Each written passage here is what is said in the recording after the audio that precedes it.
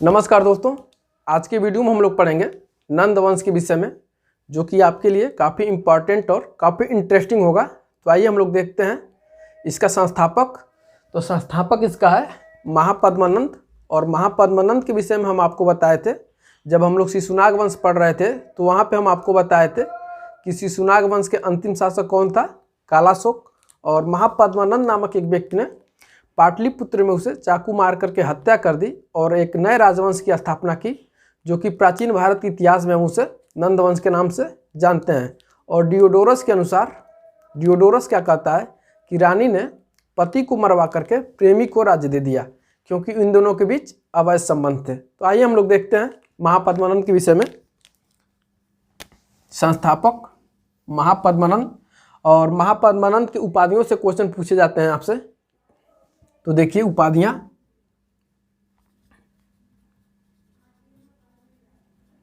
इनकी सबसे पहली उपाधि देखिए छत्रांतक। छत्रांतक का मतलब क्या होता है दोस्तों? सभी क्षत्रियों का नाश करने वाला। सभी क्षत्रियों का नाश करने वाला वेरी मच इंपॉर्टेंट है। आप लोग इसके आगे नोट लगा लेंगे और कभी नहीं भूलेंगे, इसलिए कि बहुत बार एग्जाम में पूछा गया है। और आप नोट लगाएंगे तो भी कितने वाली, 2000 वाली गुलाबी कलर की। ठीक है दोस्तों, आगे बढ़ते हैं। दूसरी उपाधि देखिएगा भार्गव। ये अपने आप को क्या कहता है? द्वितीय परशुराम। तीसरी देखिए कली का अंश। इसको लगा लीजिए आप 500 वाली। यह छत्रांतक से थोड़ा सा कम है, इंपॉर्टेंट। चौथा देखिए एकराट, और पांचवा एक छत्र। छत्रांतक, सर्व छत्रांतक, सॉरी यहाँ पे सर्व लगा लीजिएगा आगे। सर्व छत्रांतक यानी सभी क्षत्रियों का नाश कर देने वाला भार्गव, कली का अंश, एकराट और एक छत्र जैसे महान उपाधियां धारण की, और एक क्या किया था, एक विशाल साम्राज्य की स्थापना की थी। आप लोग मेरे साथ नोट करते जाएंगे। महापद्मानंद ने एक विशाल साम्राज्य की स्थापना की,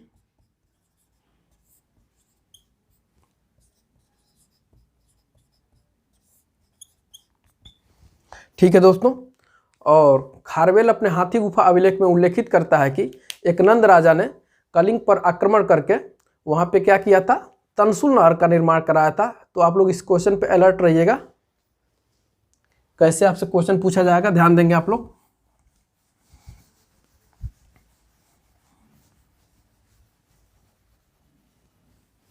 खारवेल अपने हाथी गुफा अभिलेख में क्या उल्लेखित करता है कि एक नंद राजा ने कलिंग पर आक्रमण करके वहां पे तनसुल नहर का क्या किया था, निर्माण करवाया था। और क्वेश्चन आपसे क्या पूछा जाएगा, तनसुल नहर का निर्माण किस वंश के शासकों ने किया था?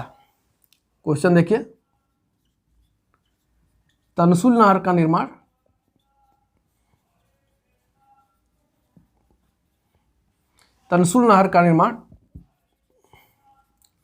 किस वंश के शासकों ने किया था?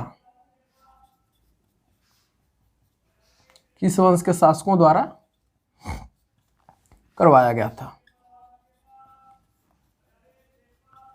ठीक है दोस्तों, ऑप्शन देखिए। चूंकि यह इतना इंपॉर्टेंट क्वेश्चन है कि क्वेश्चन तो देख करके अच्छे बच्चों का क्या हो जाएगा, हाथ पांव फूलना शुरू हो जाएगा, चूंकि आप इस पे अलर्ट रहिएगा। ऑप्शन देखिए, कुषाणों ने, बी देखिए मौर्यों ने यानी मौर्य वंश के शासकों ने, सी देखिएगा नंदों ने यानी नंद वंश के शासकों ने, और ऑप्शन नंबर डी देखिएगा शुंग वंश के शासकों ने। तो इसका राइट आंसर हो जाएगा दोस्तों ऑप्शन नंबर सी, नंद वंश के शासकों ने। आगे बढ़ते हैं हम लोग।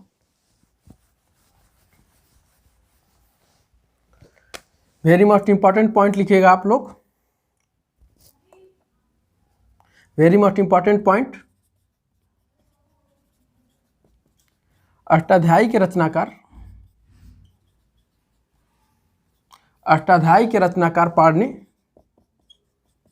बहुत बार आपसे एग्जाम में पूछा गया है कि पाणिनि किस वंश से संबंधित है, मतलब किस शासक से संबंधित है। अष्टाध्यायी के रचनाकार पाणिनि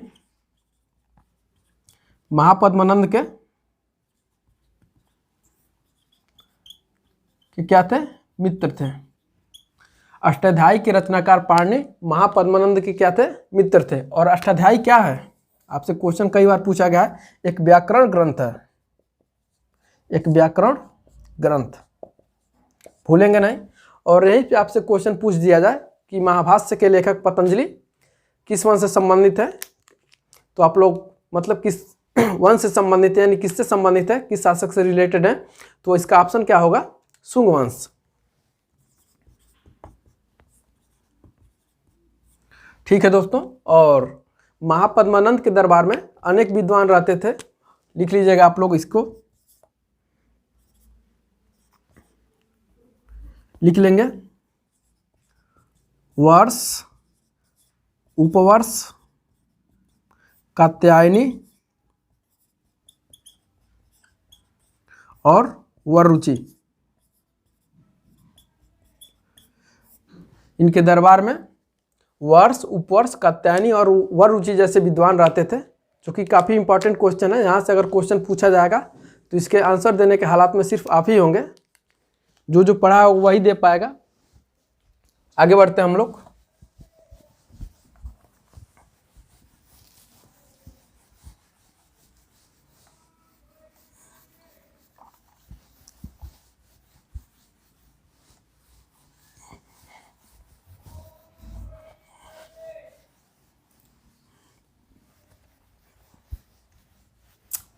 देखिएगा, महापद्मानंद के कितने पुत्र थे, तो महापद्मानंद के 8 पुत्र थे, जो कि महापद्मानंद पहला था शासक। और सबसे अंतिम शासक कौन था, तो घनानंद था। सबसे अंतिम शासक कौन था, घनानंद था। धननंद या घनानंद।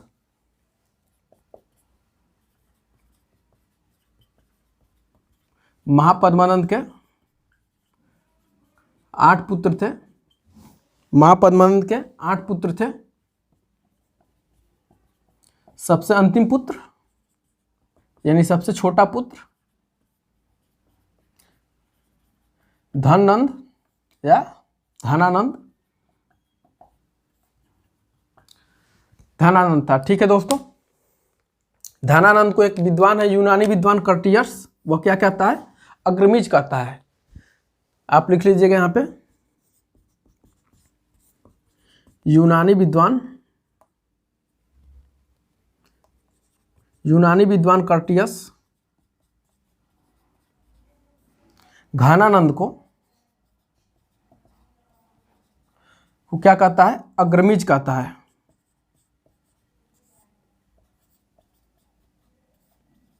अग्रमीज का मतलब क्या होता है दोस्तों, अग्रमीज का मतलब क्या होता है, जो यानी पिता जो क्षत्रिय पिता और शूद्र माता से उत्पन्न हुआ हो।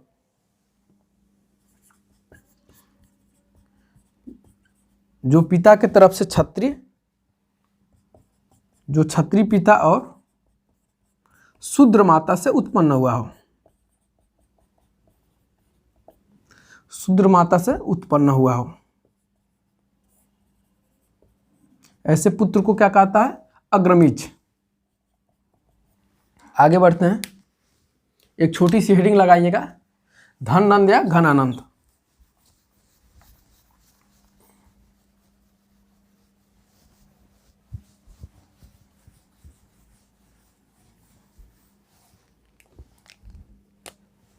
यहां पे लिखिए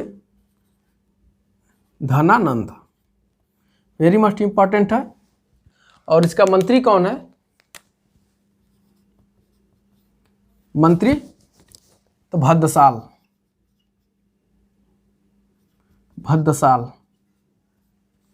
इसका मंत्री है भद्रसाल। और महापद्मानंद का मंत्री कौन था? तो कल्पक। नीचे लिख लीजिएगा, वहां पे भूल गए थे हम लिखना। इसका मंत्री कौन है? कल्पक। वेरी मच इंपॉर्टेंट है, दोनों जैनी हैं। आगे बढ़ते हैं।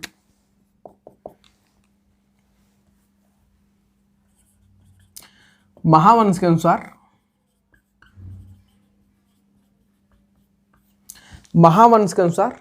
घनानंद के पास क्या थी? एक अपार सेना थी। ठीक है दोस्तों।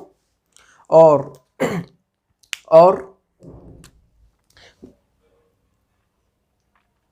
महावंश के अनुसार घनानंद के पास अपार सेना थी तथा बौद्ध अनुश्रुतियों से प्राप्त होता है कि घनानंद ने क्या किया था? गंगा नदी के तल में 80 करोड़ की धनराशि छुपा करके रख दी थी। इस पॉइंट को लिखिए।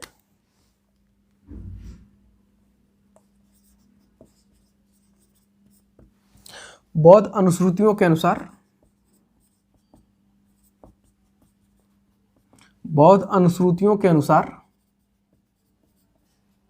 धनानंद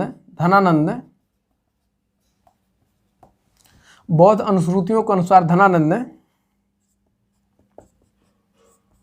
गंगा नदी के तल में 80 करोड़ की धनराशि छुपा करके रखी थी।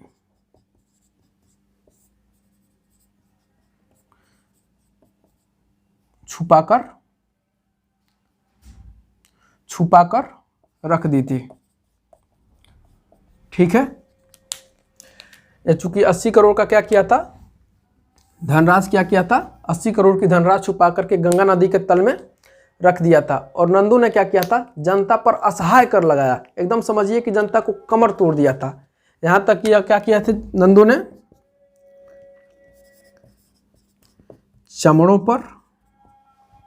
चमड़ों पर, वृक्षों पर, पत्थरों पर तथा फलों पर भी कर लगाए थे और अवैध तरीके से धन अर्जित किए थे। अवैध तरीके से क्या किए थे? धन अर्जित किए थे। तमिल ग्रंथों से हमें प्राप्त होता है कि नंदू द्वारा संचित धन का क्या हुआ था? गंगा के प्रवाह में बह जाने का क्या मिलता है? उल्लेख मिलता है। यह किसने देता है? तो एक विद्वान है मामूलार ने।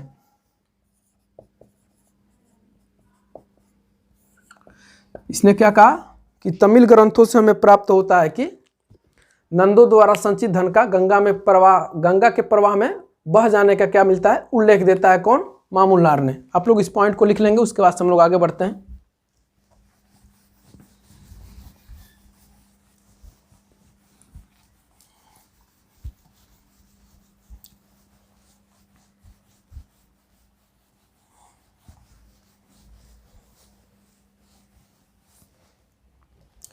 घनानंद ने और क्या किया?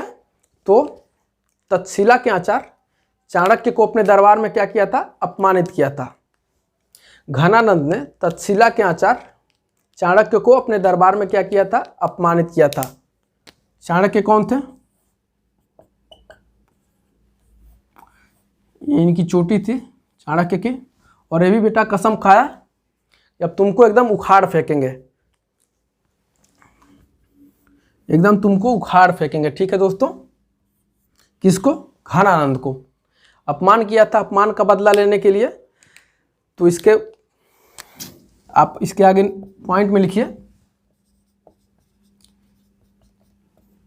चंद्रगुप्त मौर्य ने अपने राजनीतिक गुरु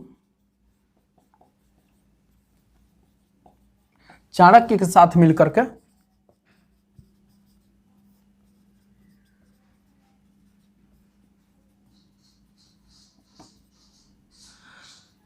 चंद्रगुप्त मौर्य ने अपने राजनीतिक गुरु चाणक्य के साथ मिलकर के घनानंद की क्या कर दी? हत्या कर दी। धनानंद की हत्या कर दी और एक नए राजवंश की नींव रखी, जो कि प्राचीन भारत के इतिहास में हम उसे किस नाम से जानते हैं? तो मौर्य वंश के नाम से जानते हैं। ठीक है दोस्तों।